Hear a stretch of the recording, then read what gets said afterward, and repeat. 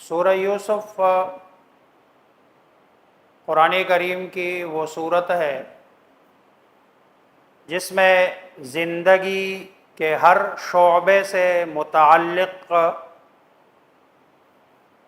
تعلیمات ہے، اور زندگی کے ہر حصے کے لیے، چاہے کوئی بندہ بچہ ہو، جوان ہو، بوڑھا ہو، مرد ہو، عورت ہو، حاکم ہو، محکوم ہو، امیر ہو، غریب ہو، بادشاہ ہو، رعایا ہو، آقا ہو، غلام ہو، سب کے لیے اس میں سبق ہے۔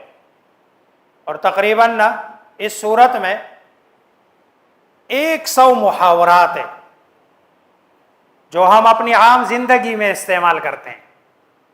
جیسے مثلا آج کے سبق میں ایک محاورہ ہے، لا تقصص رؤیاک علی اخوتک، یہ بات کسی کو بتانا مت۔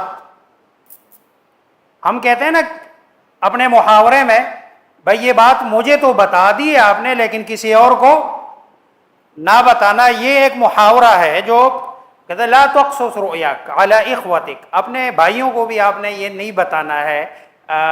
یعنی گویا کہ یہ بالکل یہ صورت عام فہم معاشرتی زندگی سے متعلق بالکل آسان انداز میں اس کو بیان کیا گیا ہے۔